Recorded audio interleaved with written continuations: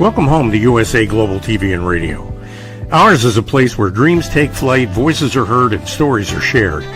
This is where cultures meet, connections are formed, and ideas are transformed into action. This is your destination for authentic storytelling, diverse perspectives, and meaningful conversations. We're where global stories unite and bridges are built beyond all borders. Discover our world of education, entertainment, hope, and inspiration. Together, we're building bridges worldwide. Subscribe to our USA Global TV channel and download our USA Global TV app. Be our guest or join our team. Visit usaglobaltv.com.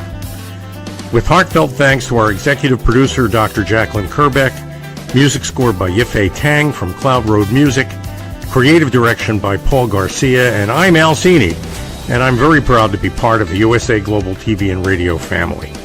So join us here at USA Global TV and Radio. Make us your home for global connection. All rights reserved. This video and its contents are the exclusive property of USA Global TV and Radio. Unauthorized use, duplication, or redistribution in any form is strictly prohibited. Thank you for being a part of our global community. Let's inspire together. Hello and welcome to the Persistence Payoff Show. We're here on USA Global TV and Radio. My name is Kimberly Schafer and I'm your host for the show.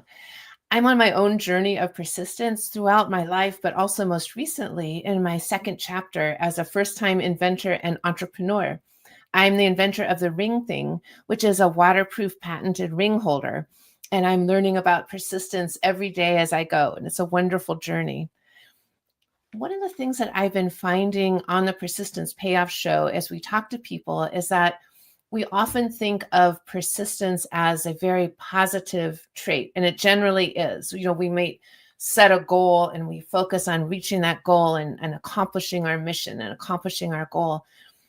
It has occurred to me that there's also another side to persistence where people can use that quality for the not so good. People can persist in having bad behaviors or criminal activity or being unkind to other people.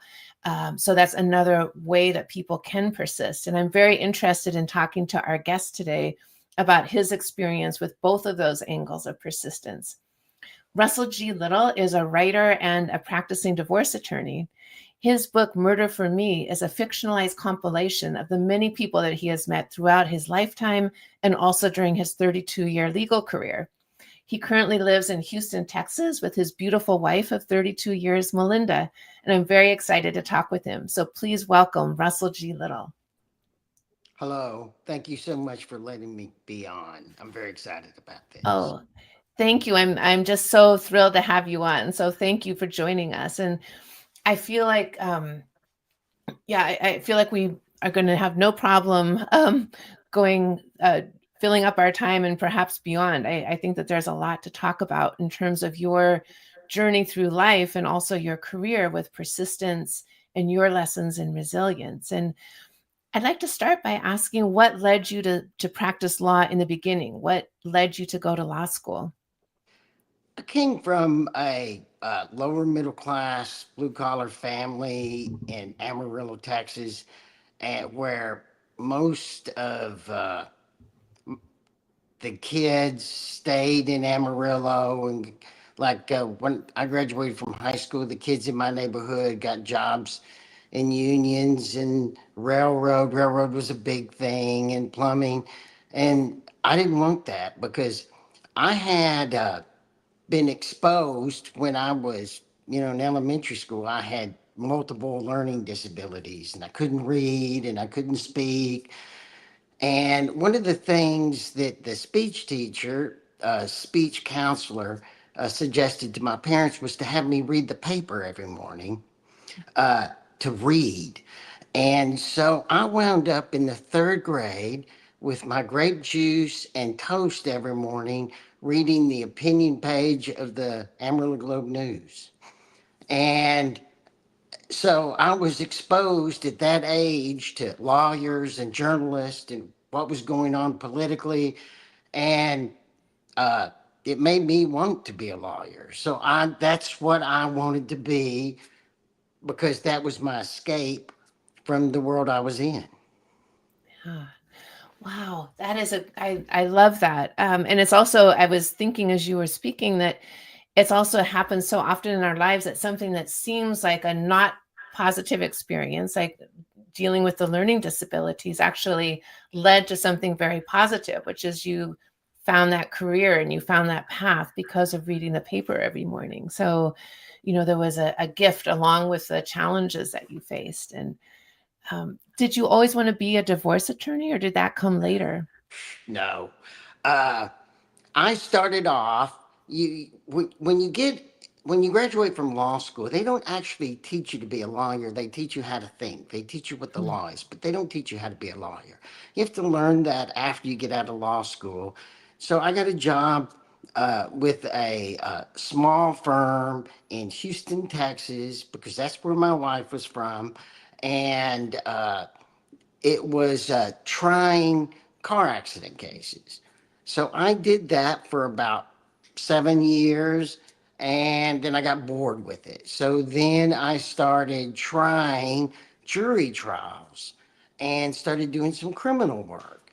And after about 7 years of that, I got bored of that, and I looked around, and other people were. I had a child custody case that I decided to take. Why not? And I found that I was really good at it. And from that, my whole practice just was consumed by family law after that because I was good at it. Yeah, that is so interesting. So I just to pause at that point and just talk a little bit about persistence in your life up until that point. So as a child, you had to persevere through your learning disabilities and overcoming that. And I don't know if there was any social stigma that you dealt with at the same time, but you Yeah. as a child must have had to deal with a lot. And then going to law school is no easy feat and getting through that and then Oh, having a successful career. okay, I can tell you this story. I don't know what your background is, if you have any education uh, uh, in education. But if you may remember, and this may even be before you, because I may be that much older than you. When I was in elementary school, they would put reading groups. The best readers were in reading group one, the second best in reading group two, the third best are the worst readers in reading group three. And they would actually segregate the classroom according to that.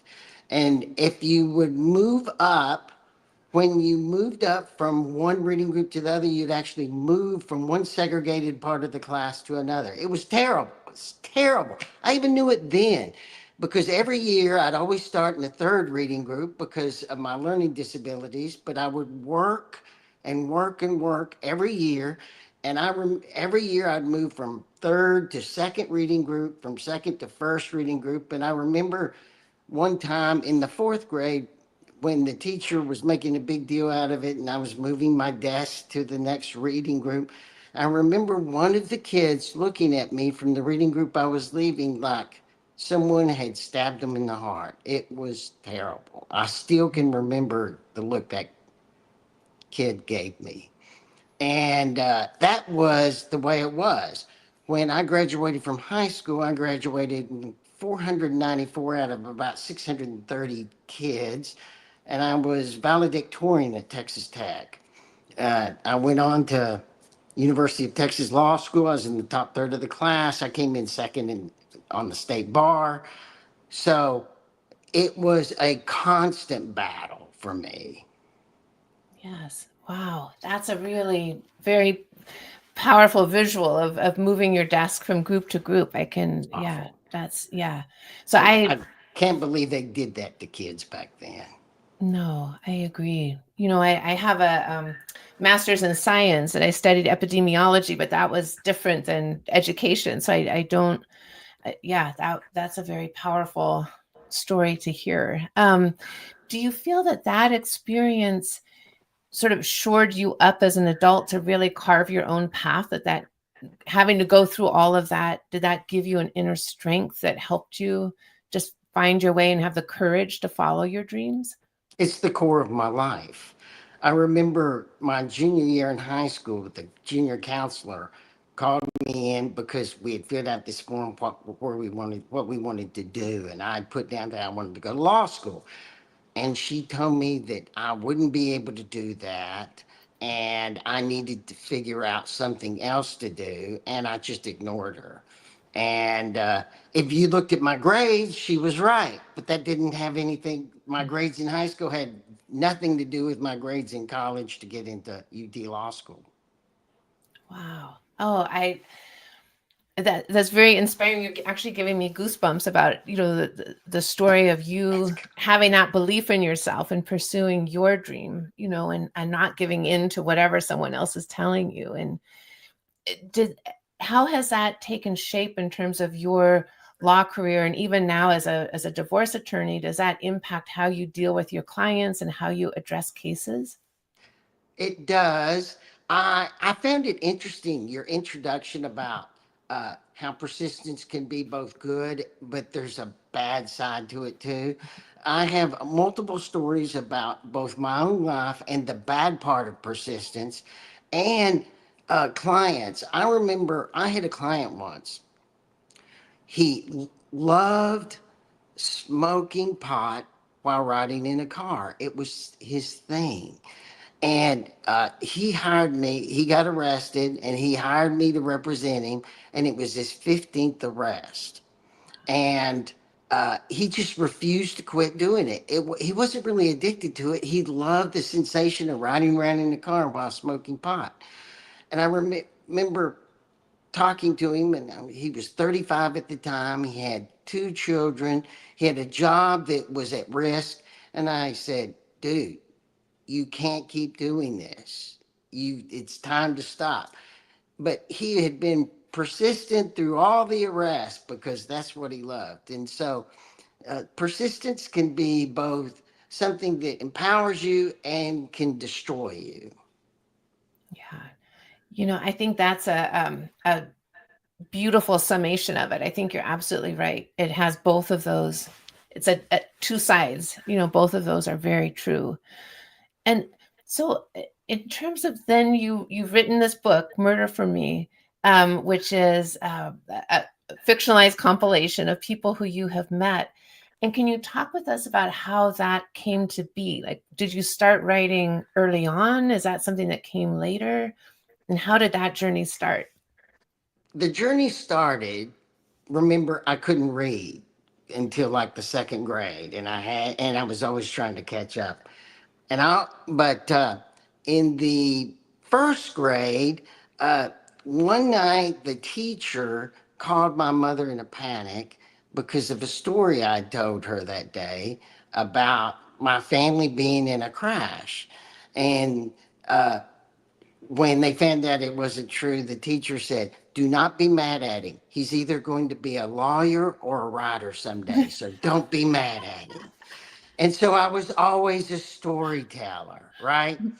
And I was always writing.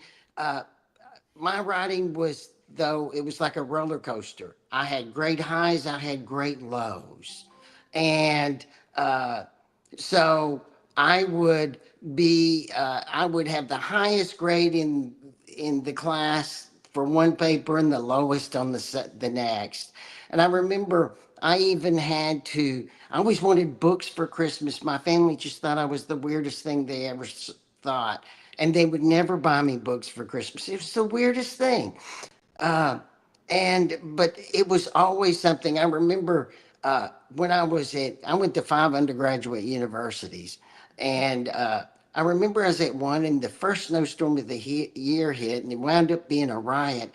I decided I'd never been in a riot, and I wanted to go be in a riot so I could understand the sensation of it. And then afterwards, I went back to my dorm room and I spent 2 hours writing everything down so I wouldn't forget it. So I've always been that guy. But you get lost in your life, right? Raising a family. I was been married to the same woman the whole time. We've had 3 beautiful children. I got busy being a father, building a career, practicing law, and I would start the same book over and over and never finish it. And when my youngest son, when I was 50, was leaving for school, patted me on the back and said, "Dad, you're running out of time. You need to finish that book." And that's what got me to finish the book. Wow. You have a very wise child there. He That's was really, right. yes, yes. Well, and going back to the teacher who told you, I think it was in first or second grade, that you were either going to be a lawyer or a writer. If she's still alive, would you send her one of your books and say, "You were right, I'm both"? She Uh, nailed that y- one. no, she's been gone a long time, but Mrs. Letts was her name, and she's Mhm. always been close to my heart. Because Yes. she was always, I remember she would always, she really protected me when I was off to speech class. The rest of the class was doing one thing, I would go to speech class, and she was very gentle with that way and not isolating me. So, and I always was excited to go to speech because the way they made it. So it turned out to be for the best. So yes, that lady has always been close to my heart. Yes, I can imagine.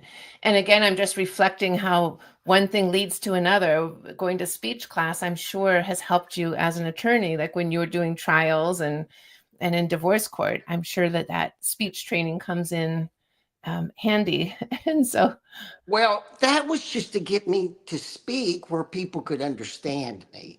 That mm, came later because when I was in high school, I joined speech teams and because I wanted to be a lawyer, right? And I was involved in politics. I met my wife in politics. Uh, uh, so it was just a magnifying mm, of everything. I had more success in things like reading game theory on how to be successful in divorce lawyer than anything else. mm.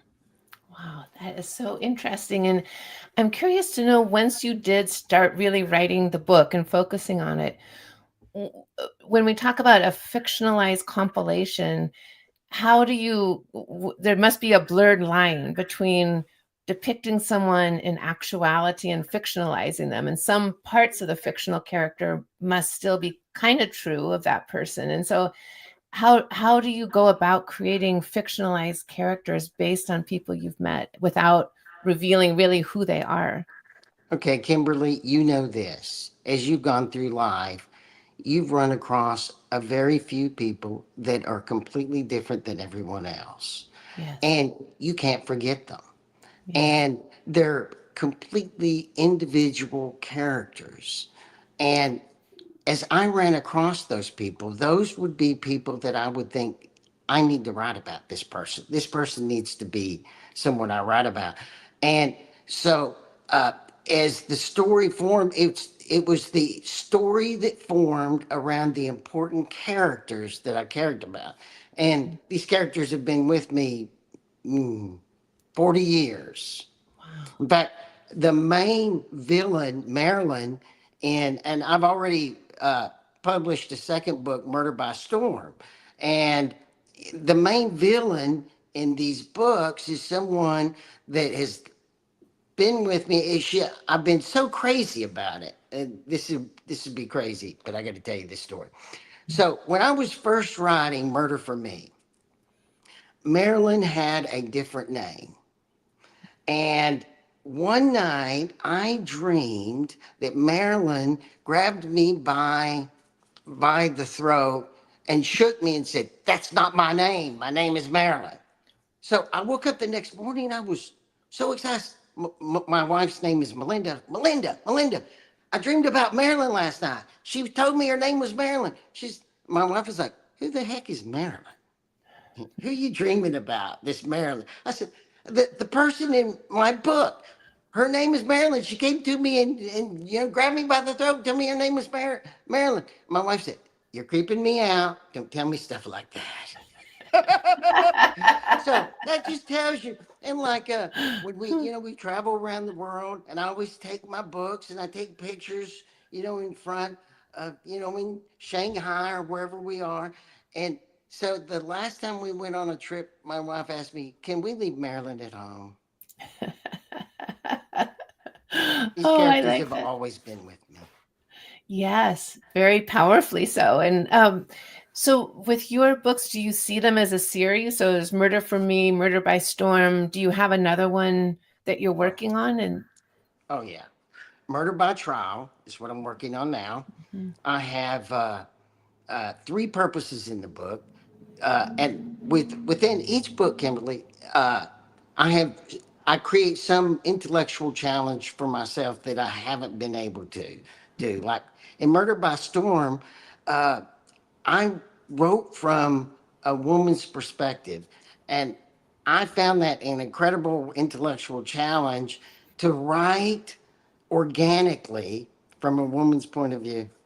And I think I succeeded because I wanted at by the end of the book for you to be able to say, okay, I understand why Marilyn's the way she is. I get it. I get it. Huh. And in Murder by Trial, I want to complete the story.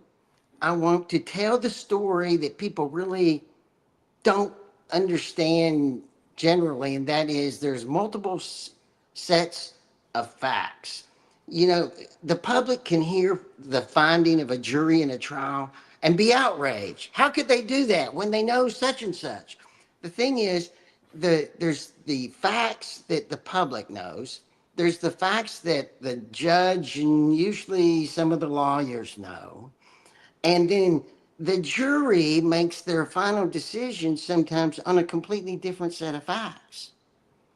And I want to write about that. Uh, and the third thing is, I don't know, have you ever read Dunces of the Confederacy? It was a Pulitzer Prize winning book in the 20s about New Orleans. No, I have not. No. Well, there's a character in this book that is so awful and disconnected with reality, but at the same time, they just pull you in and you cannot stop thinking about them. And I've always wanted to write a character that powerful that both repels you and compels you at the same time. And I found him. It took me chapter after chapter to find this character, but I found him. And I want to really expose the readers to both a compelling, repugnant character. So I'm very excited about it. And I know that sounds bizarre, but it's the intellectual challenge to make you repelled, but also compelled to continue reading about them. And you actually think about them while you're driving down the road. Yeah, I absolutely relate to that because I know in a book, it's those kind of characters that draw you in and want to make you get up early in the morning to read it. Or, and in my mind, when I do think about a character in a book, when I'm not reading, that's a really great sign that it's very well written. And as you said, very compelling, whether it's in a repelling or compelling way, you get drawn into it. So, um, yeah, so when you're writing the books, like, do you have a storyboard? Do you write the beginning and the end and then fill it in, or what is your process to writing a mystery? So the question is, am I a planner or a pantser, right? So Yes. I'm a Yes. planner. Uh, I chart the whole thing out.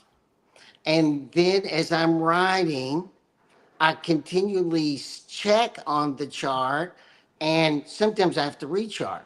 So in Murder by Trial that I'm working on now, uh, completely applies to your question.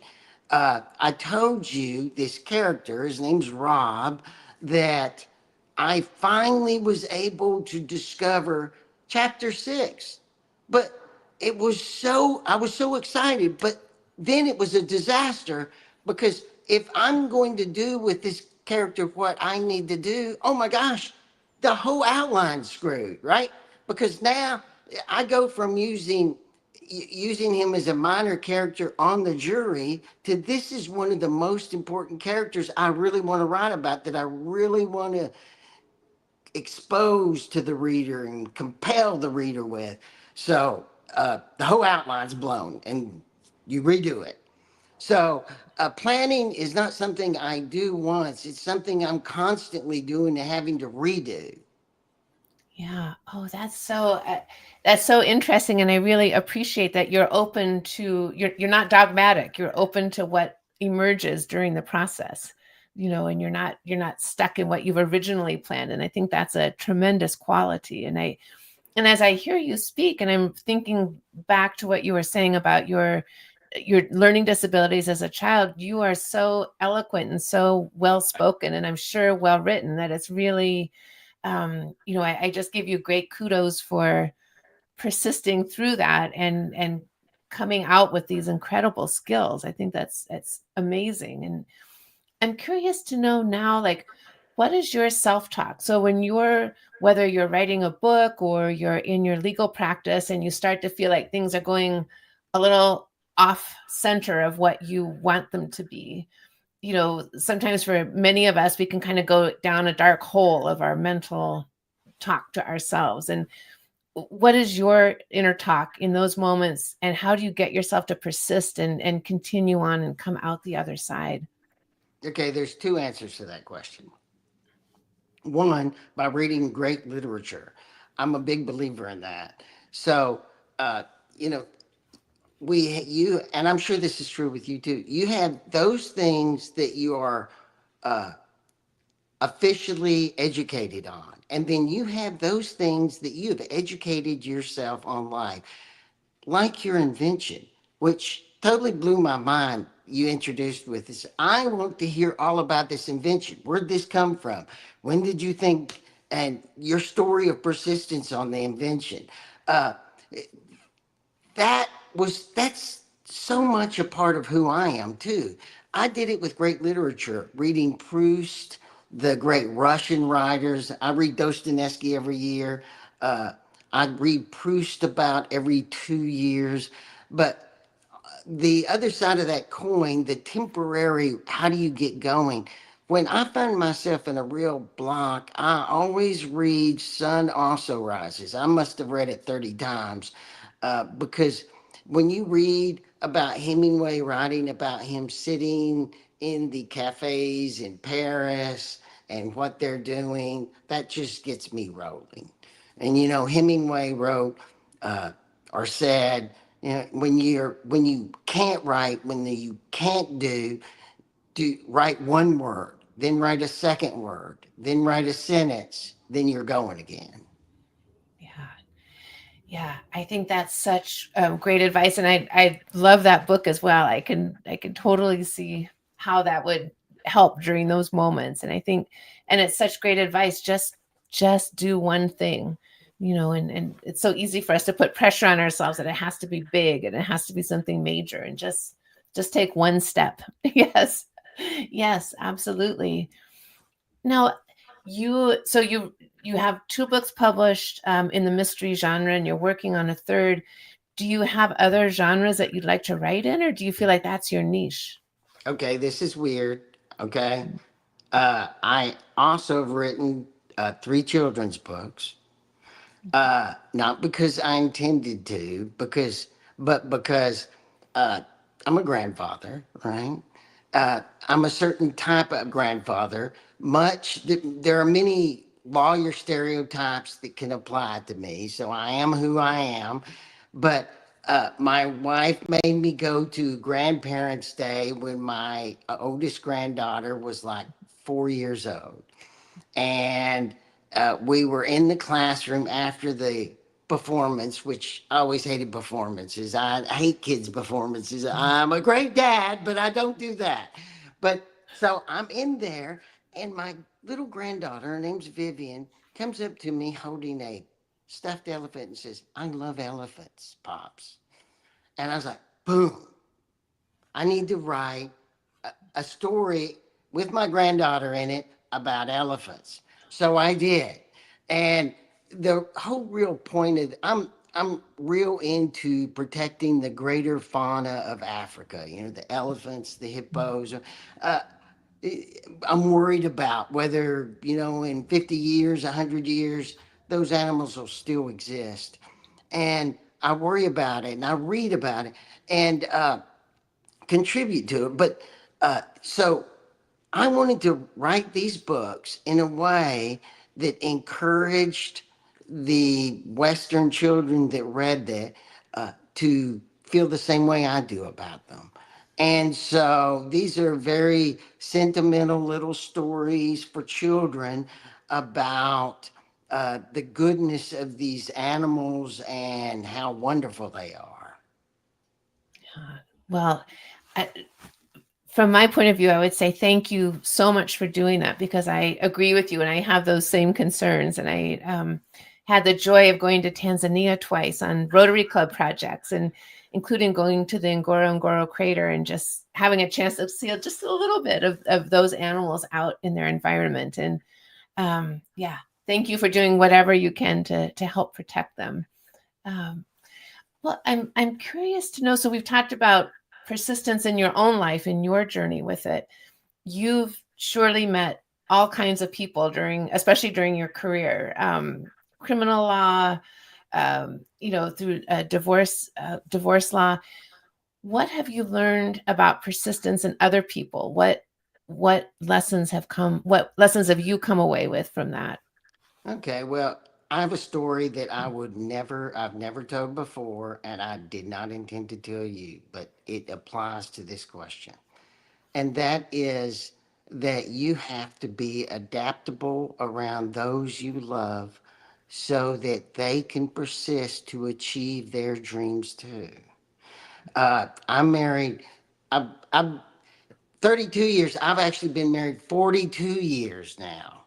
And the magic of it is the woman that I married 42 years ago is not the woman that I'm married to now. That was like 3 women ago.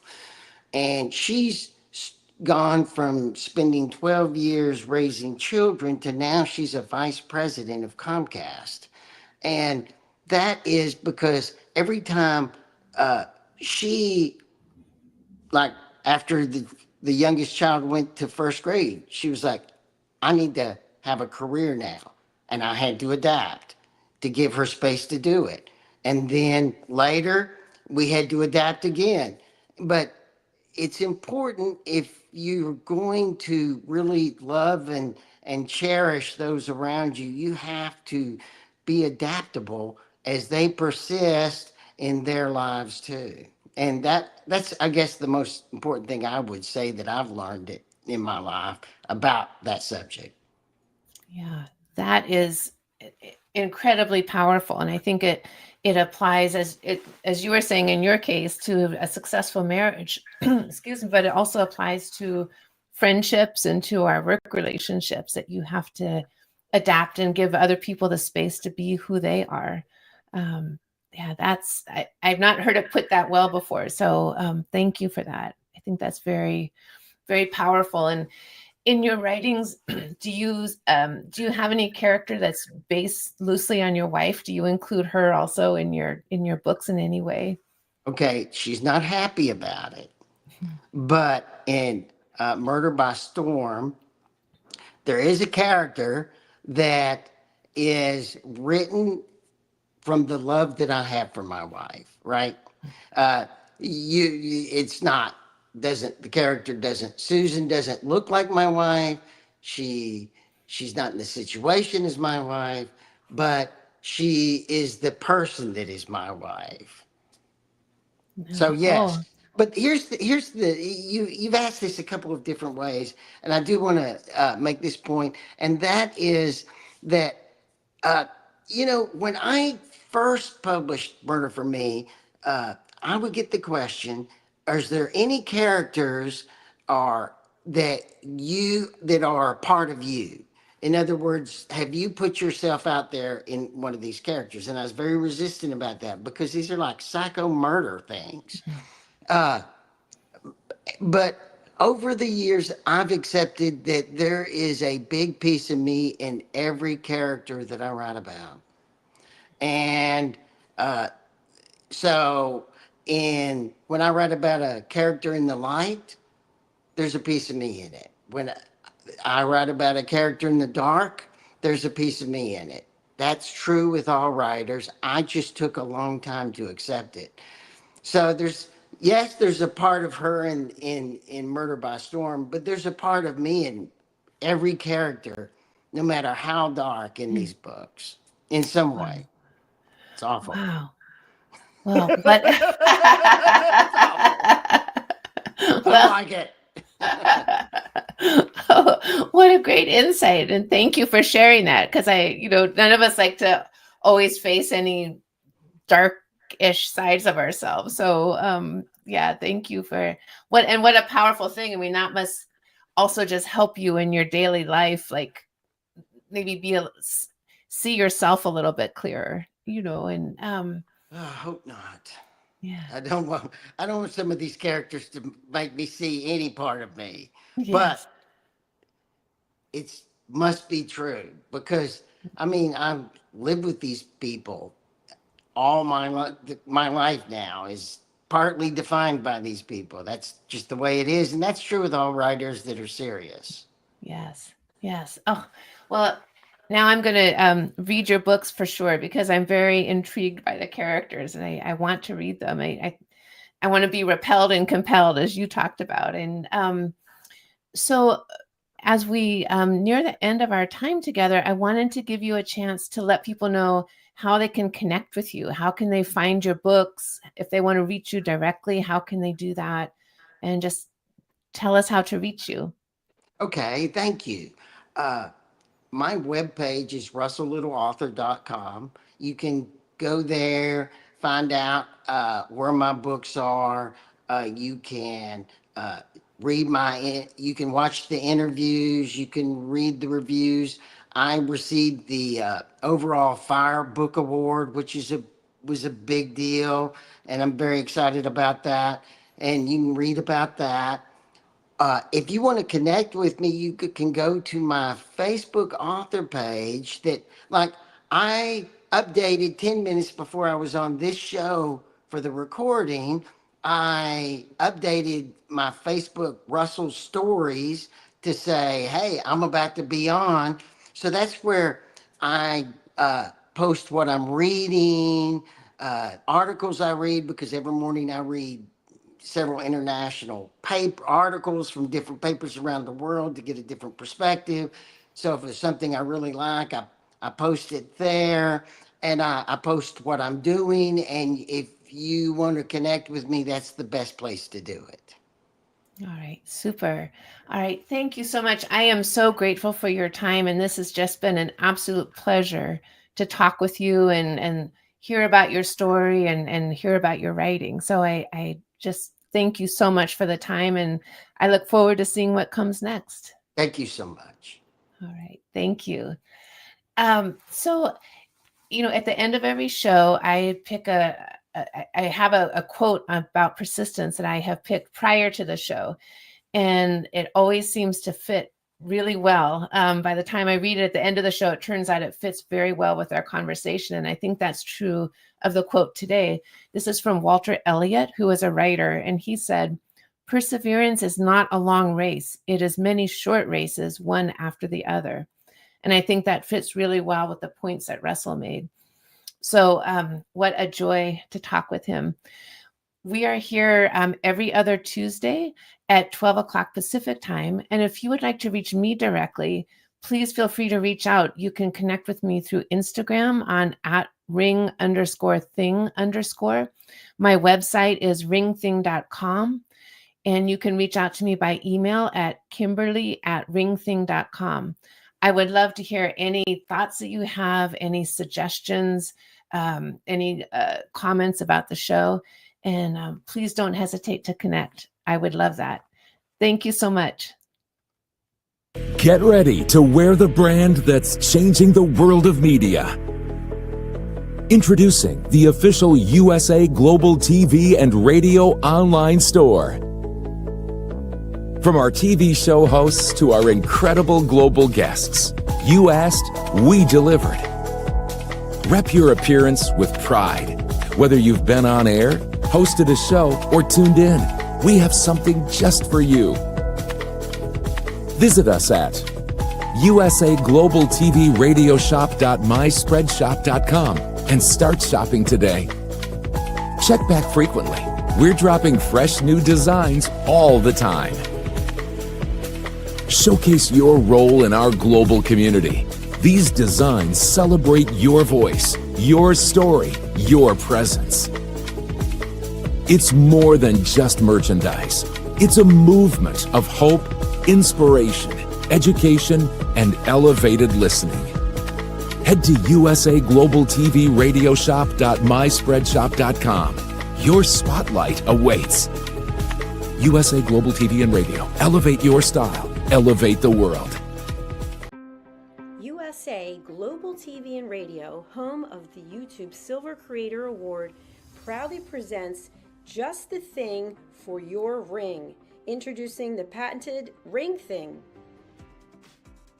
Your premium personal ring holder to keep your ring safe, nearby, and avoid loss. The Ring Thing just got smarter. Add your logo and an NFC tag that opens to your website with one tap. Waterproof, inner padding, and now a forever business card. Just the thing for your ring. Scan the QR code seen here to learn more about Ring Thing or place your order. Follow Ring Thing on Instagram at ring_thing_ or go to our website ringthing.com.